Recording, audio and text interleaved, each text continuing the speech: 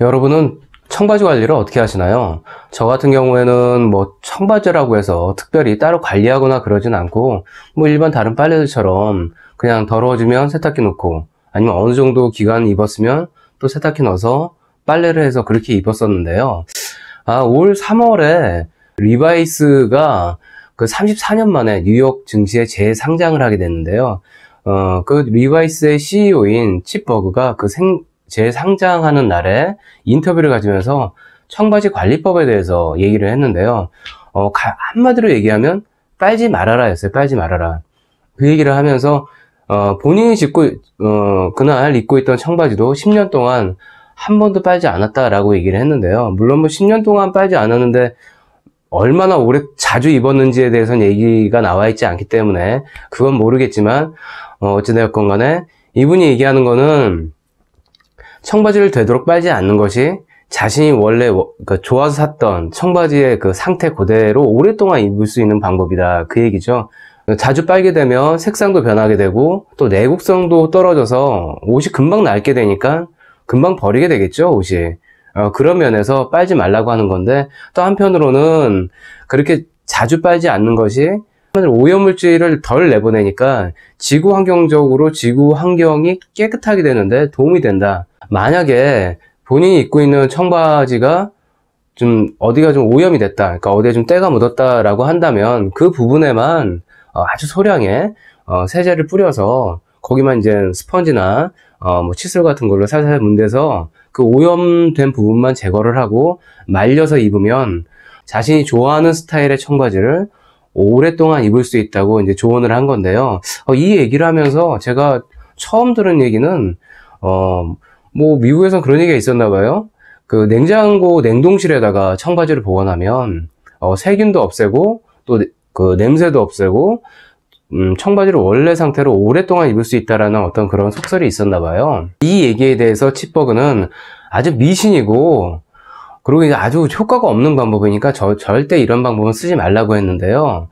그 이유는 이런 박테리아는 저온에 굉장히 강하거든요. 그래서 특히 집에 있는 냉장고의 냉동 온도 정도로는 절대 죽지를 않아요.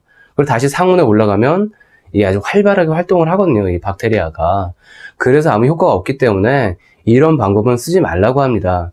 근데 우리가 아무리 뭐 리바이스의 CEO라고 하더라도 물론 우리보다는 전문가겠지만 그래도 10년 동안 빨지 않았다고 하니까 그럴 수 있겠다 혹하는 마음이 들기도 하지만 무슨 좀 근거가 있었으면 좋잖아요. 근데 실제로 이거에 대해서 연구를 한 곳이 있더라고요. 캐나다의 엘버타 대학이라는 곳에서 청바지의 그 청결도에 대해서 그 실험을 했는데 이 기준은 세균 기준이었어요. 세균 기준. 그러니까 15개월간 입은 청바지하고 2주간 입은 청바지하고 이제 비교를 해서 세균을 검출을 해봤는데 물론 여기도 15개월 동안 입은 청바지가 일주일에 몇 번이나 자주 입었는지 며칠을 입었는지 그거에 대한 내용은 소개가 되어 있지는 않더라고요.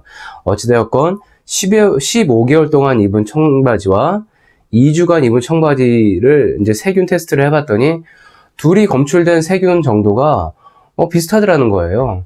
포도상구균이나 대장균처럼 이게 몸에 굉장히 사람 몸에 치명적인 이런 세균도 전혀 검출되지 않았다고 하는데요. 이 연구 결과를 발표하면서 청바지의 세균은 얼마나 오랫동안 입었냐가 이런 기간이 중요한 게 아니라 얼마나 세균에 노출되는 환경에서 생활하는지가 중요하다는 건데요. 그래서 병원이나 호텔 같은 곳에서 근무하시는 분들은 좀 자주 세탁하기를 권했다고 합니다. 그래도 우리가 이런 결과까지 나왔지만 그래도 찜찜하잖아요. 만약 찜찜하다면 좋은 방법으로 나온 것이 다리미로 한번 다려주시면 된다고 하네요. 아까 제가 말씀드렸듯이 박테리아는 저온에 굉장히 강하잖아요.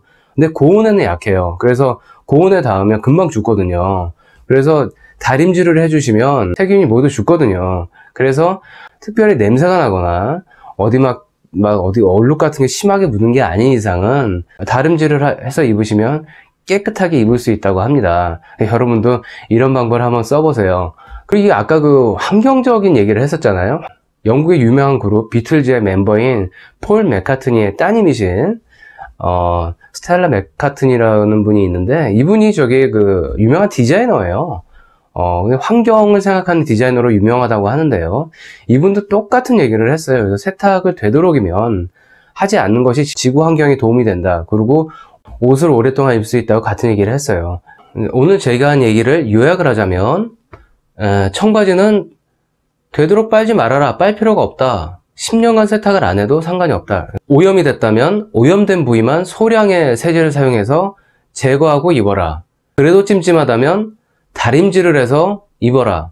그러면 깨끗하게 입을 수 있다. 이게 오늘의 요점이었습니다. 아까 그 세균하고 박테리아 이거를 혼용해서 썼는데, 사실은 세균하고 박테리아는 같은 걸 지칭하는 말이에요. 그러니까 세균하고 박테리아는 같은 거고요.